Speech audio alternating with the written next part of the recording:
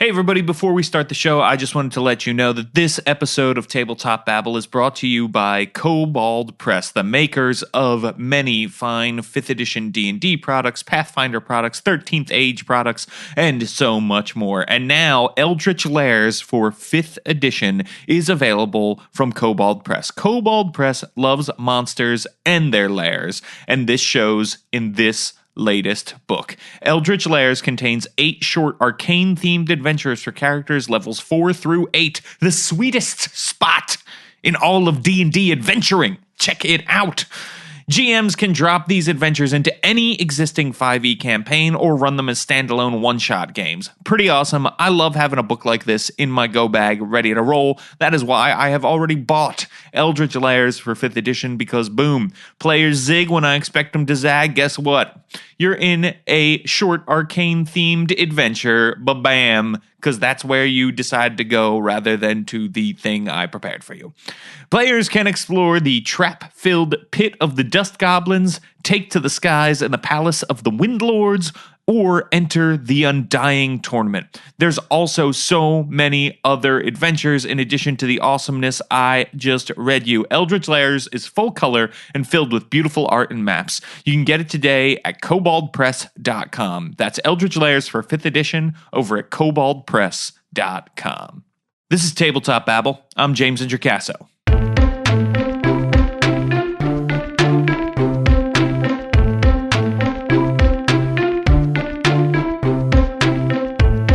Today on the show, I'm talking to Johnn Four, the man, the myth, the legend, the creator of Roleplaying Tips, which has been around for more than a decade, giving GMs advice to help them have more fun at every game. Guess what? We just launched a Kickstarter together. That's right.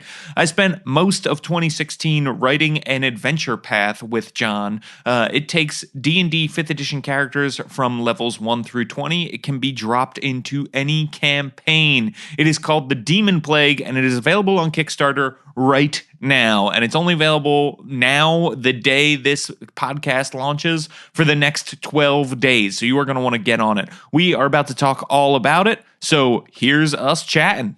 Okay, everybody, now I am here with one of my favorite game designers, one of my favorite people, actually. One of the kindest individuals you'll ever meet, one of the smartest people I know. Johnn Four, welcome to Tabletop Babble. It is great to have you here. Thanks, James. I know I am a kind of person, and I'm a smart person, but not in the way that people want me to be. So I hope I live up to your expectations.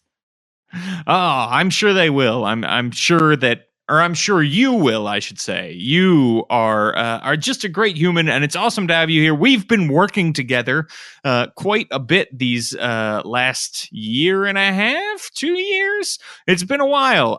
But Johnn, tell the people out there, who are you, and what do you do in the world of tabletop role-playing games? Well, I run the website roleplayingtips.com. It's a GM tips, advice, and unique techniques site. I run a monthly or a triple weekly newsletter with all of that stuff going out to subscribers. I've been running it since 1999, and it's also a bit of a global tip exchange for game masters. And I've published a few books, some online courses that teach game masters how to level up in things like combat and adventure design. And I just love RPGs. I run a couple of campaigns right now, and I think I will die with dice in my hand. I like that. I'm going to steal that saying that I will die with dice in my hand. Hopefully it's a long way off.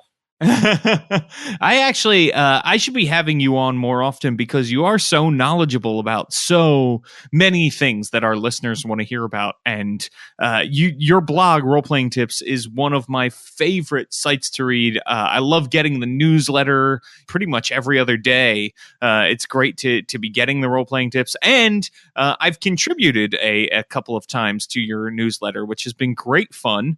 You are just full of ideas, and it feels like you are thinking about games in a way that is different. And so today we're going to talk about a Kickstarter for a product that you and I created together, because you came to me a while back and you said, hey, looks like you really know 5th edition. I have an idea for a 5th edition product. What do you think of this? And I jumped on board. You could have come to me with pretty much anything, and I think I would have said yes, because I love working with you. So let's dive into it right now. Why don't you talk about sort of the origins and what it is we're creating here? Sure.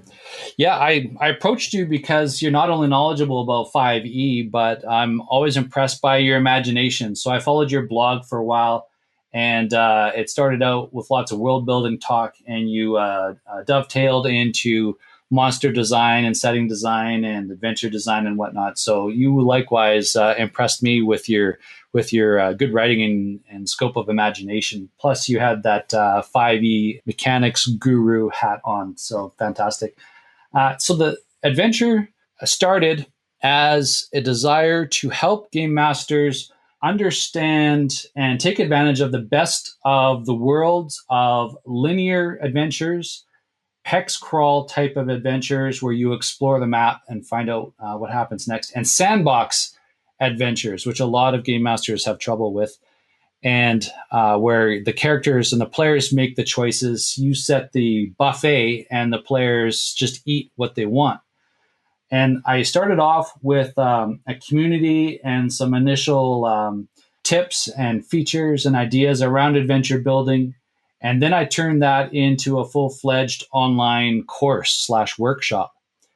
And so a bunch of role-playing tips readers wanted to be early adopters and kind of follow along as I created this adventure that was fairly large in scope. It not only had to be your standard adventure type with integration of the hex crawl and sandbox, but it also was to take characters from low to high levels. And it was also supposed to be able to drag and drop basically in any game master's world, their fantasy world. And so with all those kind of big and tight constraints, I started this workshop where every week I produced a new video based on the theory I had created on fantastic adventure design. And it included a bunch of things like spikes of danger, mining carts, which is a metaphor for mining your campaign world for adventure hooks and whatnot, experience point pools, and all kinds of different techniques that I talked about for the most part in role-playing tips over the years. And I finally assembled into this, what I felt was an effective and unique adventure production process. And so I wanted to then use the process, prove it out, build my own adventure. And then just because that wasn't enough pressure, I wanted to do it live before a few hundred people and get their feedback and make it a collaborative effort so that we could all learn how to improve our adventure design together, and I could get feedback on the adventure itself. Short story, even longer, the course was about 18 months in the making, and it covers kind of snapshots of what each of those techniques are, and then bridges of how to string them all together into adventure design.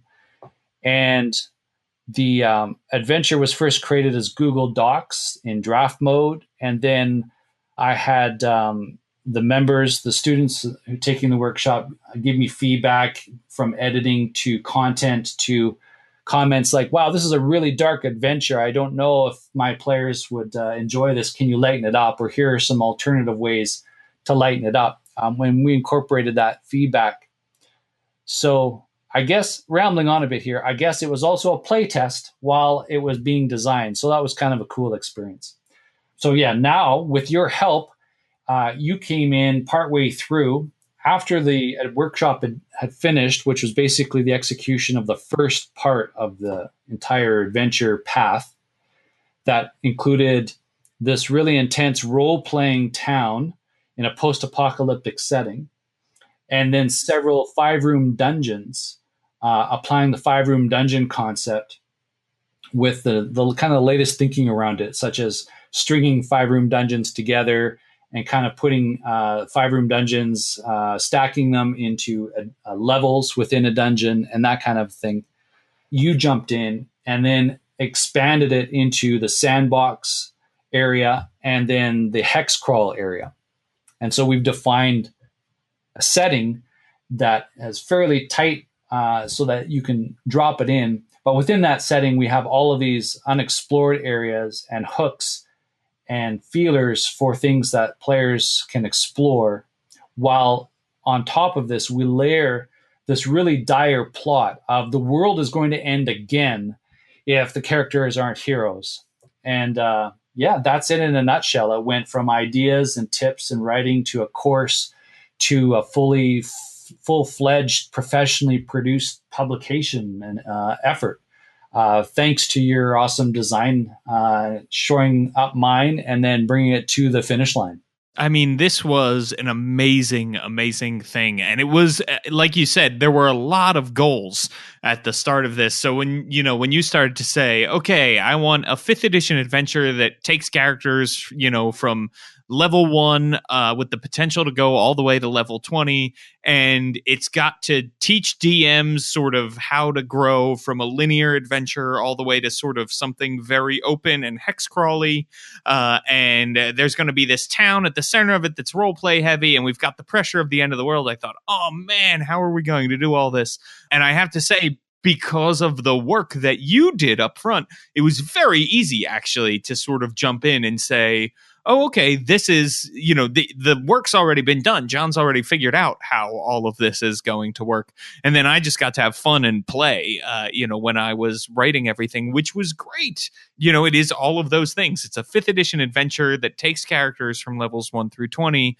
And what I love about it is it helps DMs become comfortable sort of running. Like if you're a first-time DM, I think this is a great product because you start with this very linear adventure and then it expands into a sandbox and from there expands into a hex crawl, right? And then from there goes into a dungeon crawl that's super long. And so I think what's fun about that is that it teaches you as a DM sort of how to tackle these problems one by one. It builds onto each sort of style of play so you can be more comfortable being open, but it also teaches players how to be more open. The more I come across new players, the more I see they expect something very linear and they feel like they can't leave the rails. They feel like even if an adventure isn't on rails, they think it should be because that feels safe to them. And I think this adventure helps players become more comfortable with improving and taking the story to a different place and encourages them to, you talked a little bit about the dire stakes within the adventure. There's this great point at the end of the adventure that characters sort of have to start thinking about. At the beginning of the adventure, what choice are they going to make? How are they going to prevent the end of the world? And there's a couple of different ways they can do it, right?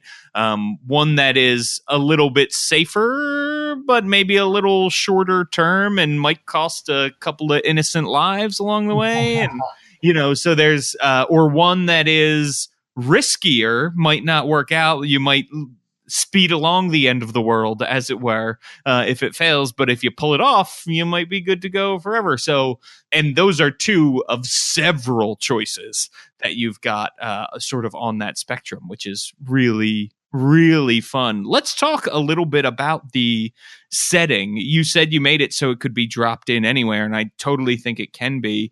What is the setting and what sort of inspired the setting for this? The setting, which you named the Luna Valley, I did, is a horseshoe-shaped valley that's bordered by a body of water. We've called it an ocean or a sea, and the GM can put it on a giant lake or any kind of body of water they want. And so, because the nature of because that's like a tight crucible, you just need to find a spot in your world where there's some mountains, and you can drop it in. You can have another large forest hemming the players in, or you could just open up one side if you wanted. It's really malleable that way. And the basis of the setting is what if the world has already ended before. Why are things the way they are now based on a previous apocalypse? And so, as you and I collaborated on the Luna Valley and kind of developed this deep timeline, we came up with 5 different civilizations that have lived here and, elsewhere in the world as far as the GM wants that footprint to expand. And each civilization has met their doom due to a singular cause that was ultimately of their own making. And so you have this place where on top of a doomed civilization are the ruins of the succeeding, is that the right word? The next doomed civilization. And so you stack this 5 deep in the ground where you've got ruins on top of ruins. And so when that idea started to emerge and came up, it really caught my imagination because there's no end of adventure there. If you like deep mega dungeons, you can use the one in part 4 of the Demonplague, and you can also add your own infinite quantity because of the kind of the historical context of this place. But if you like surface level ruins, then you can add all kinds of things, because a glacier that used to sit on top of the valley, which was the plug to save civilization last time, is now gone. And so that has left all kinds of possibilities for these past civilizations to come up through the ground, as it were, come up through time that might have been buried in the ice, or the deluge, the floods that ensued from the destroyed glacier. Now unearths all of these historical crazy places. And because of the nature of the heart of the valley, I won't spoil it, but you can have magical effects, supernatural weather, magically infused ruins and locations and dungeons and warped creatures and all of that. To me, you can extend all of that, or if your world has that, you can layer it in to the setting. And so one notable thing, I'll get you to speak to this more because you fleshed out the Tomar's Crossing, but basically when the world ended and the PCs start the campaign, there's just one last bastion of civilization left, which is this village, which was on high ground, and thus it kind of survived the deluge, called Tomar's Crossing. And it has its own history for being there, but basically the now residents useful to a peaceful life have been harboring the refugees that have come to seek help and shelter. And now all kinds of political and diabolical things are happening in that village, while at the same time the PCs can use it as a base to explore or as an adventure location themselves to explore all kinds of cool plot threads that you've added to the location. I love that. Yeah, that is one of the really fun things about Tomar's Crossing is the linear adventure that we've been talking about brings you into Tomar's Crossing, and it's sort of the first taste players get of having their own freedom. It's almost like a training ground for the rest of the adventure. Like, hey, you're going to have even more freedom. And you could probably spend I don't know, your first 15 levels just in Tomar's Crossing doing stuff. There's so many hooks and things that could happen. It's an election year as well. So this giant crisis has happened, and the village council is up for election. And so there's all sorts of new faces vying for the village council. The current village council has lots of skeletons in the closet, shall we say. So there's lots of fun stuff going on. And one of the things that I think is really incredible is when I got the, sort of the treatment and the first part of the adventure that you had put together, it was like, wow, Tomar's Crossing is such an interesting place, because all of a sudden, this little village that happened to survive this thing because it was on high ground has hundreds of refugees, right, flooding in. And the villagers have sort of become resentful in some ways. Some of them want to help the refugees, some of them are resentful. It just became a mirror for some things that are happening in the real world, certainly, but then also for like the PCs are going to make some interesting choices, and it's sort of unavoidable that they're going to have to make some interesting choices as they go through the town. Even ignoring problems will make life worse for the PCs in some respect, or will be seen as a decision if they choose to ignore the plight of certain people, and the village will react to them in that sort of way. So I loved the dynamic nature of Tomar's Crossing, and I also love these different civilizations that are, were underneath this glacier are now all uncovering, and the various creatures that maybe were able to survive the freeze and everything are coming out, and the weird magical effects that are happening are there. So I love working on this so much, and I'm so excited to share it with people because I think it's such a great adventure that you put together, and I'm just very grateful you asked me to work on it, honestly. It's like a neighbor's house gets flooded, so he comes over to stay at your place, grabs the remote control, and starts demanding what dinners you have to make for him. It's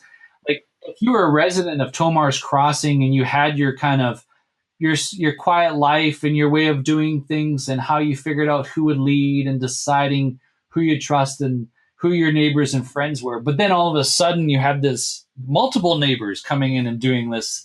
That would be pretty crazy, I think. It would be. It would be. And I think there are definitely more than a few refugees in Tomar's Crossing who are entitled. And in some ways, a lot of them want to run for the village council and sort of craft the town in the image they think it should go, right? And so I think, that would be like somebody coming in, taking your remote, and then also saying, well, you should have this cable company now instead of this cable company. And you should be washing your windows on Thursdays instead of Sundays and all that kind of stuff, right? Or worse, get out.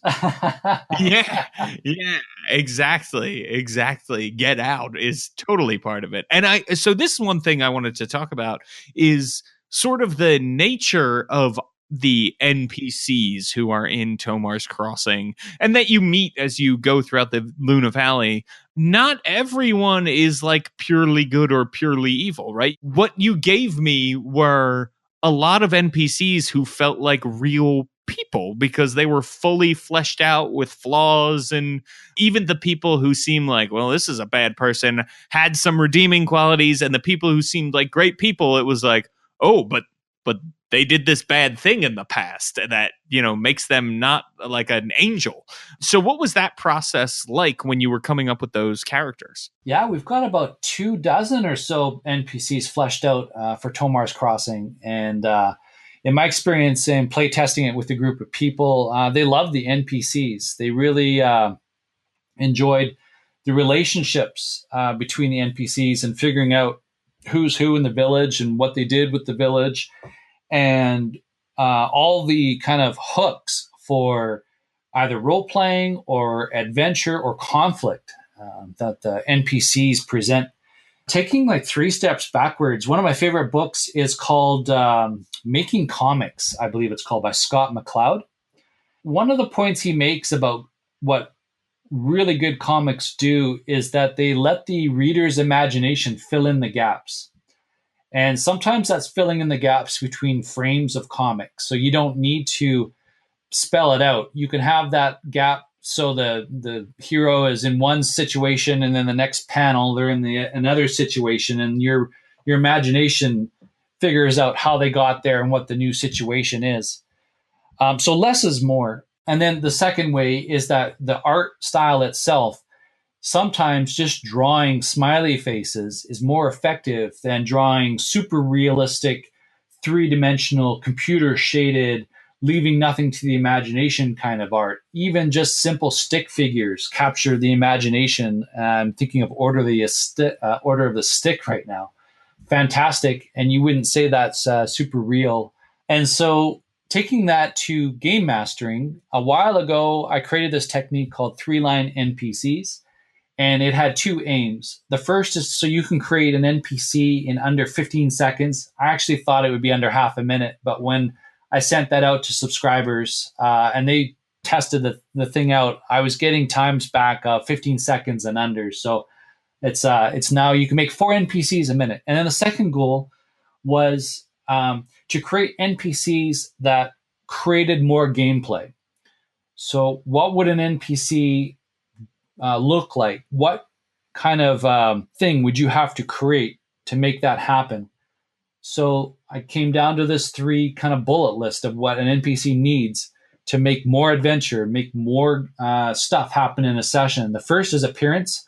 So that is an immediate instruction as to what this person is. The first kind of description material that you can ad lib to the players, but also give the players a frame of reference about who these people are. So are they miners? Are they merchants? Are they nobles? Are they wizards?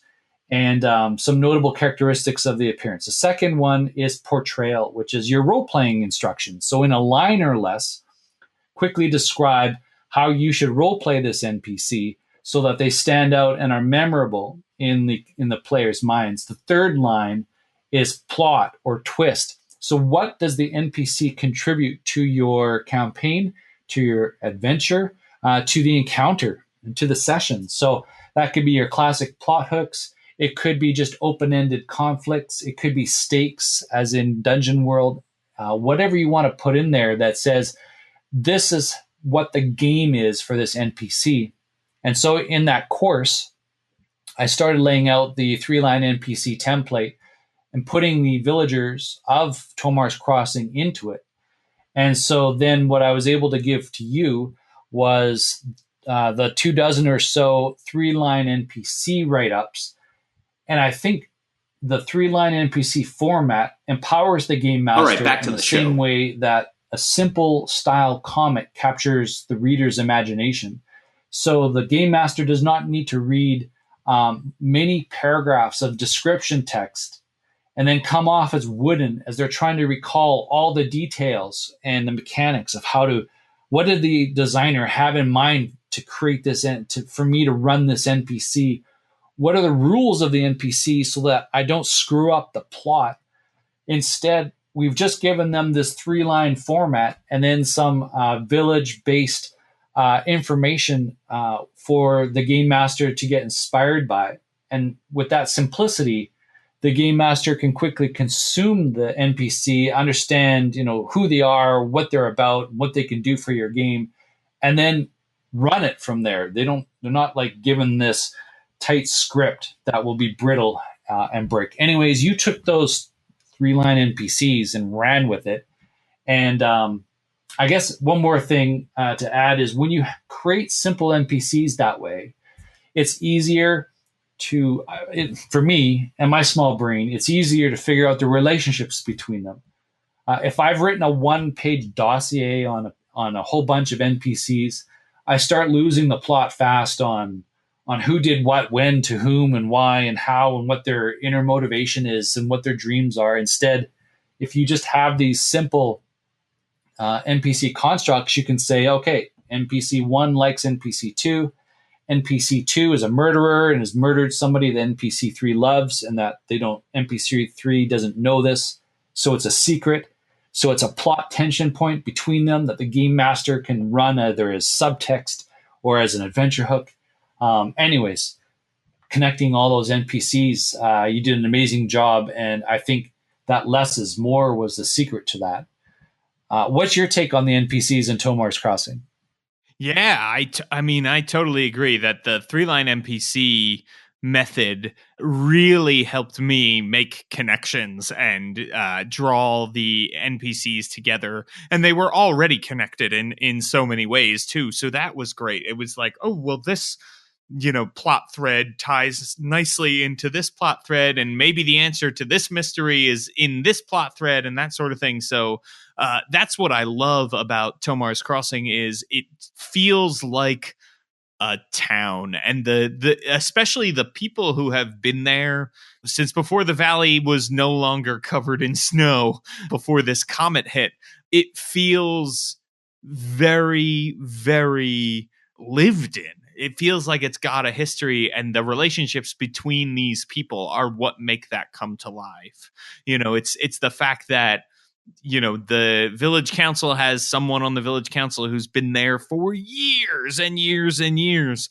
And that person has a connection to very many things because he has been on the council for so long and he's like part of the town.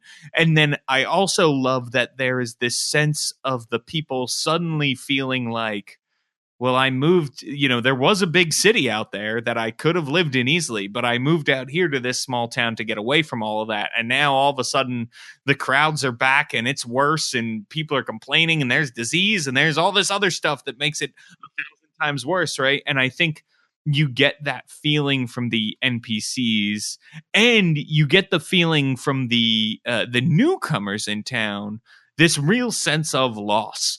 I think a lot of times in adventures, you meet an NPC who might as well have an exclamation point over their head and say, well, gee, a giant just stepped on my house. Could you go kill them? And that will make everything right. And you really get the sense for these people that even if the monsters in this valley are killed and everything's taken care of, they still had their lives completely turned upside down and lost all sorts of people that they loved and that sort of thing.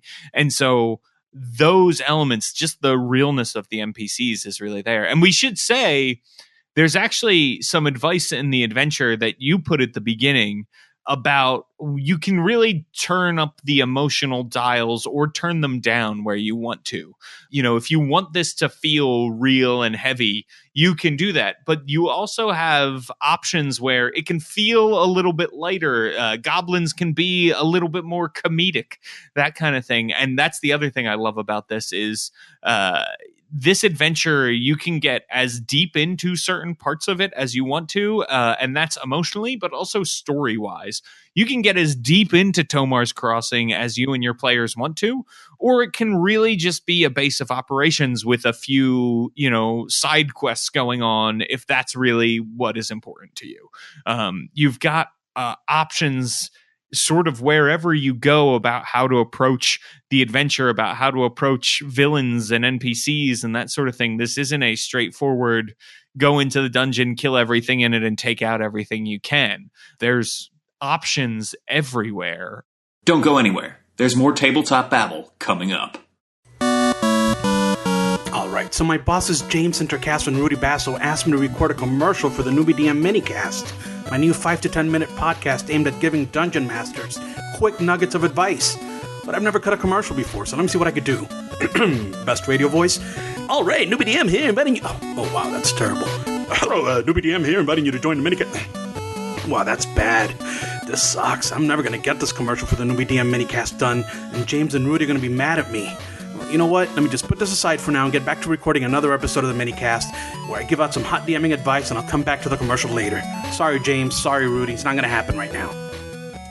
All right, back to the show. You talked a little bit, John, about 5-room dungeons, which is something I learned from you. I'd love for our listeners, if they don't know what 5-room dungeons are, because we used that concept a ton in this adventure. What are 5-room dungeons? Yeah, good question. I think it was 2002, 2003, I wanted a way to make adventures fast without the overhead of having to plan a lot and then having those plans and all that time wasted because players did something different or unexpected. And I also wanted a good night's gaming. And so this idea of a 5-room dungeon came to mind because I was studying Joseph Campbell and his various mythology writing. I actually started with his books. I can't remember what they're called now, but he actually studied the myths and cultures of various societies. And then from that emerged his monomyth theory. So I started with those books later, and then I found a book called The Hero's Journey by him.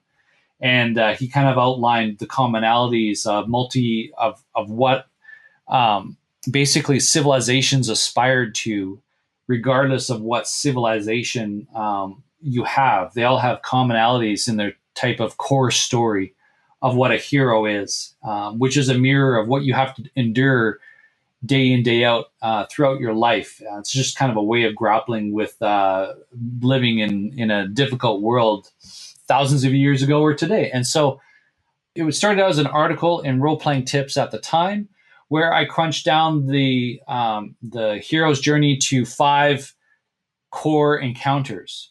And so if you turn each of these ideas into an encounter, you came up with a dungeon that basically has 5 rooms. And you can, of course, shrink that or expand it as you like. But you get these 5 pieces of the puzzle into play, you will have a really solid story likely to be told. It's a story framework.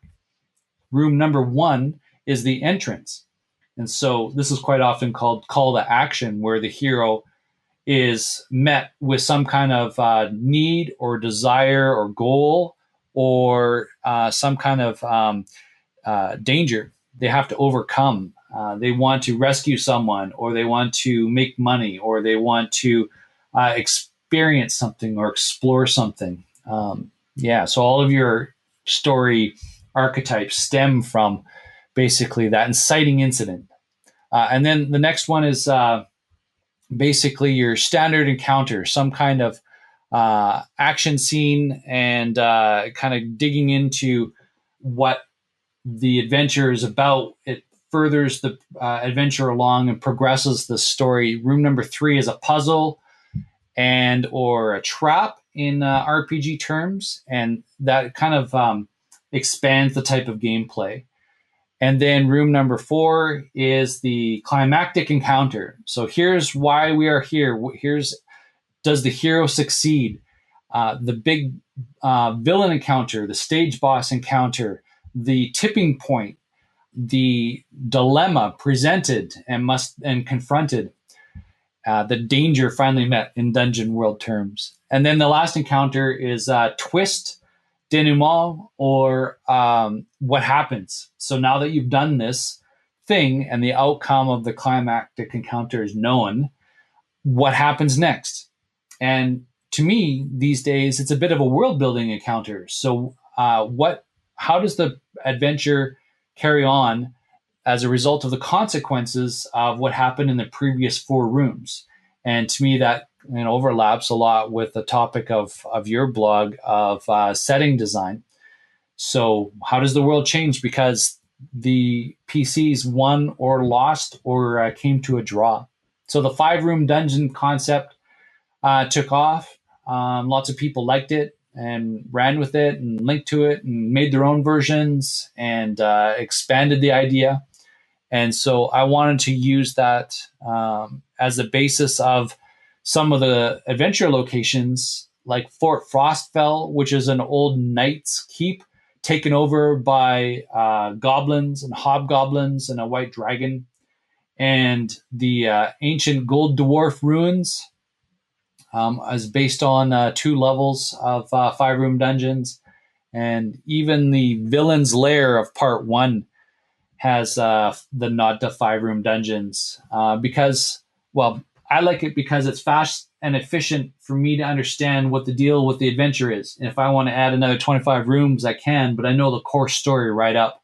Just like the 3-line NPCs, I think less is more. And once you kind of understand that, then you are empowered to make confident decisions as a GM about how to make it your own.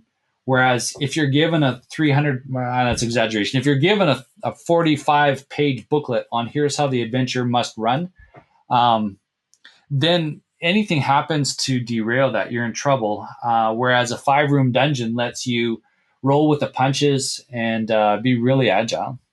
I totally agree. The other thing that I love about a 5-room dungeon is it sounds like the right amount of time in a dungeon before things start to get repetitive, and also the right amount of time for somebody to get done, in a 2 to 4 hour game session, especially when like you were saying, we layered them on top of each other and we did all sorts of stuff. So a group that moves quickly, it isn't just 5-room dungeon and then you're done. Sometimes there's multiple floors, or there's, it's really a 15-room dungeon with the 5-room dungeon concept happening 3 different times. But it gives you these great sort of stopping points and these rest points, and it makes the story feel really tight and compact, but also still compelling and interesting.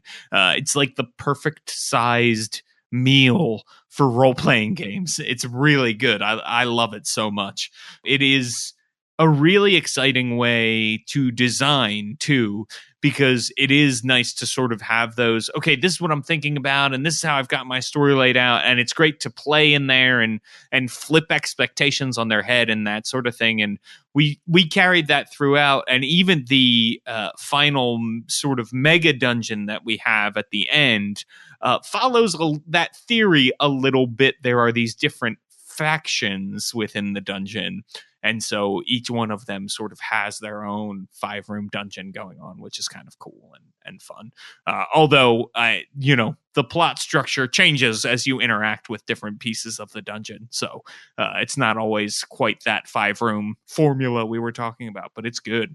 Yeah, the 5-room dungeon format actually did make it easier to design and wrap my head around, okay, what's the purpose here? What's the gameplay going to happen here? That's like, why is this fun? I've done my maps before where I've got 100 rooms populated with random tables, or just drawn out a dungeon and there's all these blank spaces I need to fill. I've lost the plot in the past as to why is this anything other than just a grind, kick down the door, kill the monsters and take their loot kind of a thing. And we kind of alluded to, there's a lot of deeper themes in the adventure. So I think, 5-room dungeons, you're right. In retrospective, they made it easier to kind of stay on point, stay on theme, and make it more gameable and kind of fulfill the promise that was laid out in the first few encounters in the adventure. Yeah, definitely. I it really did do that. And I think it's going to be really fun for people to check this out. It's a 4-part adventure for 5th edition D&D. It is, goes from linear for sort of the first 5 levels. Then your next 5 levels, you have this big open sandbox. And then we zoom out a little bit more after that. And you've got this hex crawl where you can go through the valley. And then after that, we've got our mega dungeon. And I'm not going to give too much else about the story away, because there's a lot of twists and turns along the way that start right in that first part. But needless to say, it's a really fun adventure that you can drop into different places. Let's talk a little bit about the Kickstarter. If people are interested, we should let them know this Kickstarter is only running for 2 weeks. So if you want to get in, go like right now to Kickstarter and check it out. We've also got a link over at don'tsplitthepodcastnetwork.com. It launched the same day this podcast dropped, so you should definitely go check it out. But John, let's talk a little bit, you and I. What can people get when they contribute to this Kickstarter? I want the finished product to be very high quality from a game mastering and a player experience point of view. So that was sort of the idea of having this community of people see me design the module and hear me talk out loud about what the adventure was about, and the different locations and the maps and the factions and NPCs. So getting that feedback helped improve the quality of it. And so likewise, the Kickstarter will immediately give backers upon funding access to the Google Doc drafts of the adventure, so that backers can start reading and consuming the information, planning their campaigns, and thinking about how they'll run the adventure. And then, of course, they can reach out to us with any questions they might have. But then with the backers' funding, we'll get those Google Docs then edited, final edit, laid out, page design, the final maps done, and packaged into PDFs. And so that shouldn't take long. We'll do in a measured pace with one PDF being released at a time, and then we'll get feedback, errata, basically on those. And then once we've fixed all the errors or cleared up the ambiguities or whatnot, then we'll go to a print version. So by the time the print version comes out, we should already have had the hundreds of voices from the adventure design course, the early feedback from the Google Docs that backers will get instant access to, and then the PDF feedback, and then any GMs that have started running, or even the GMs that are looting the adventures for parts, can get back to us on our custom monsters that we've designed. There's lots of original monsters. There's original locations, and of course the stable of NPCs. So therefore, the tiers of the Kickstarter are about, if you're not sure yet and you just want to dabble, you can get part 1. And that is all about Tomar's Crossing, introducing the overall adventure arc, and giving you a really cool setting to game in. And that's a standalone thing. And you can immediately add this to your game world. You could launch a campaign from it and do bottom-up world design with it if you don't have a world.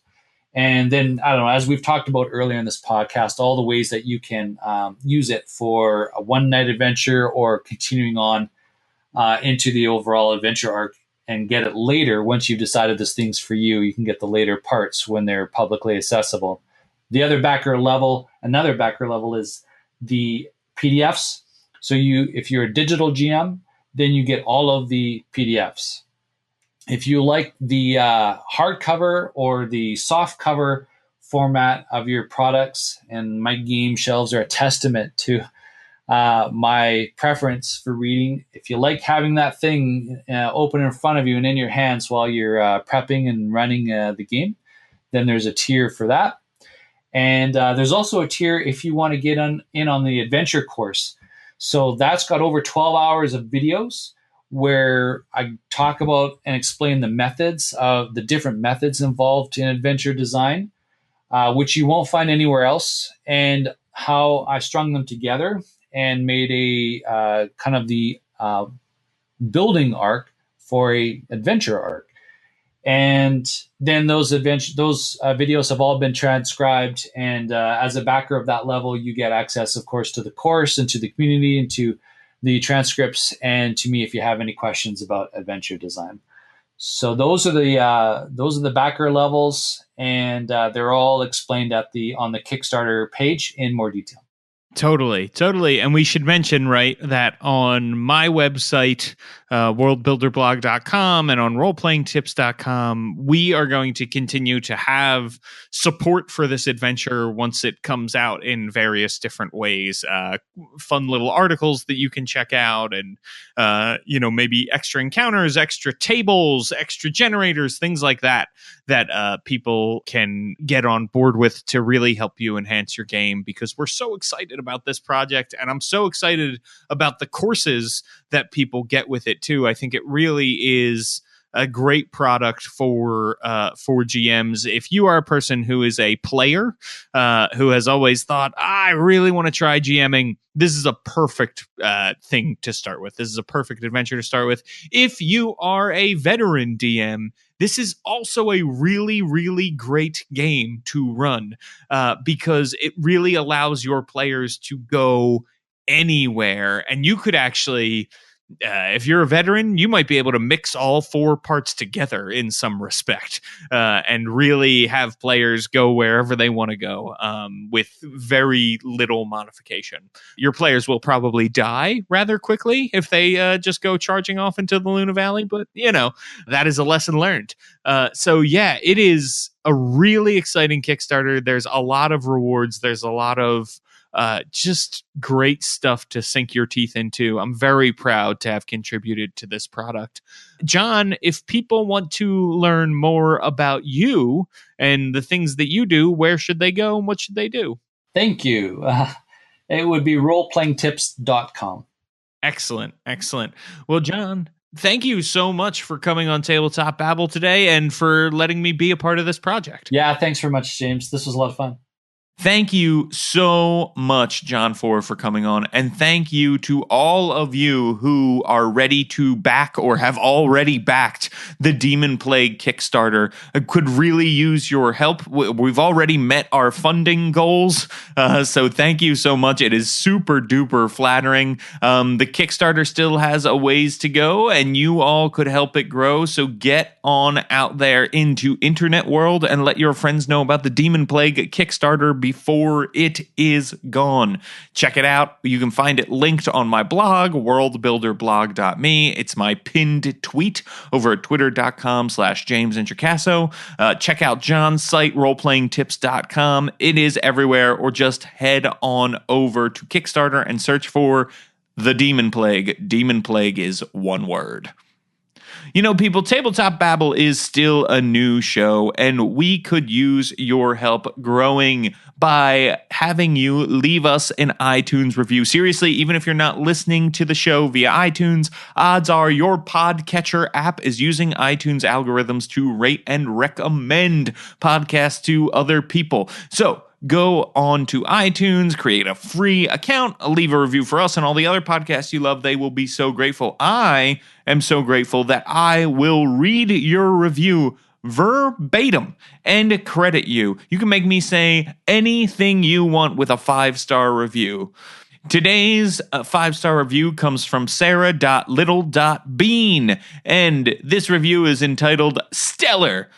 James is a talented host that keeps the interviews engaging and on point. The topics are well chosen and developed. The guests are great. I found so many new and interesting RPG people through this podcast. Thanks all. Thank you, Sarah.Little.Bean. You have left a review and helped Canadians everywhere find Tabletop Babble. Thank you so, so much. Really appreciate it. People, head on over to iTunes. We are running out of reviews for me to read. Make me say something entertaining.